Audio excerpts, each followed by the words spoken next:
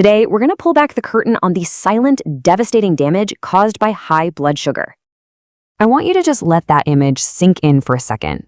Sugar crystals slicing through your blood vessels like tiny shards of glass. It's a shocking way to put it, but honestly, it's a terrifyingly accurate picture of what high blood sugar is doing. So what does a phrase like that actually mean for your body? What happens when your own blood becomes, well, literally too sweet? We're about to follow that path of destruction from your head all the way down to your toes. Okay, to really get a handle on the damage, we first have to understand the root cause.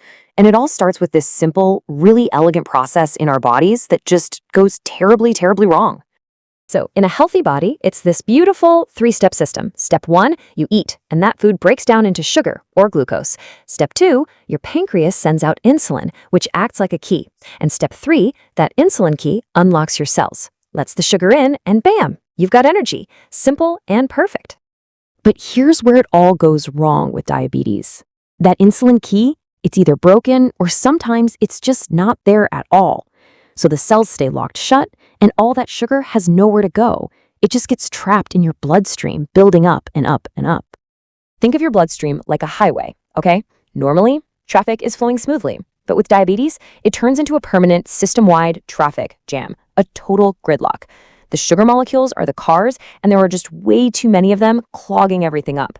And this gridlock, this is where the real damage starts.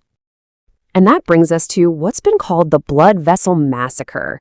Yeah, that's a harsh term, but it's not a small problem. It's like a war being waged on the entire infrastructure of your body. See, all that extra sugar isn't just floating around doing nothing. Nope, it's sticky. And it's rough. So as it circulates day in and day out, it's constantly scraping and injuring the delicate inner lining of your blood vessels. Imagine a brand new garden hose, right? It's smooth and flexible. That's a healthy blood vessel. But after years of this sugar scraping, it becomes like an old, crusty, hardened pipe. It gets brittle and blood just can't flow through it properly. And this hardening is happening everywhere. Okay, so now we're going to see how all this damage starts to add up in the most delicate places. And the first casualties are almost always your eyes and your kidneys. So way in the back of your eye, in your retina, you've got these tiny, super fragile blood vessels. As the high sugar damages them, they start to leak fluid and blood. Your body panics and tries to grow new vessels, but these new ones are weak and break even more easily, which just makes everything worse. Eventually, scar tissue forms and the damage to your vision becomes severe. The result of all of this is a condition called diabetic retinopathy. And here's the really stark reality. It is the #1 cause of new cases of blindness in adults. Period. And believe it or not, this story with your kidneys is just as staggering. Look at this number. 1 in every 3 people with diabetes will eventually develop severe kidney disease. Your kidneys, they're these amazing master filters for your body, packed with millions of tiny filtering units.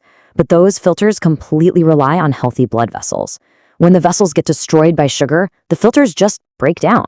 Over time, this leads to total kidney failure, where you need dialysis or a transplant just to stay alive. So, from the body's filters, the damage just keeps spreading. Next stop, your nerves and your feet. And this part explains a truly devastating outcome, the path to amputation. And you know what? It starts so quietly. High sugar is basically toxic to your nerves, and the damage usually begins in the longest ones, the nerves that go all the way down to your feet.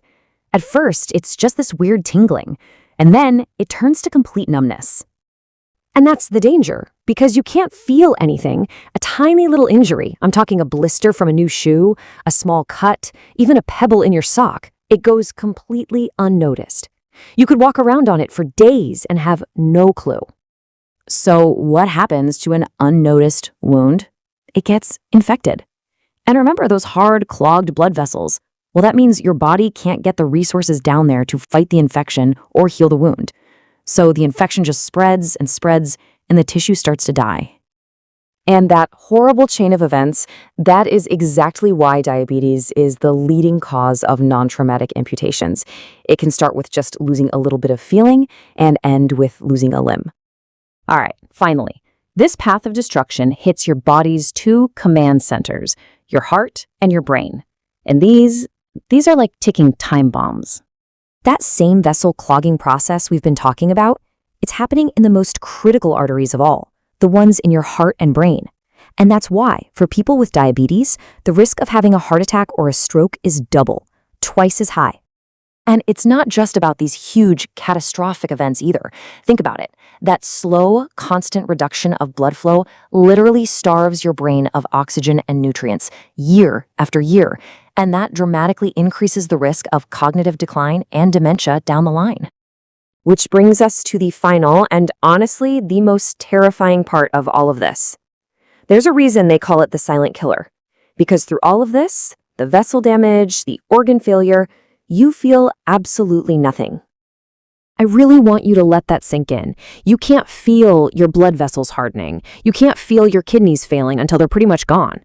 The damage is profound, it's widespread, but the symptoms, they often only show up when it's far too late. So we followed this trail of destruction, right? From the eyes to the kidneys to the feet and all the way up to the brain. It's a silent process, but the consequences are, well, they're devastating. So I'll leave you with this question to think about. What part of this silent damage was the most surprising to you?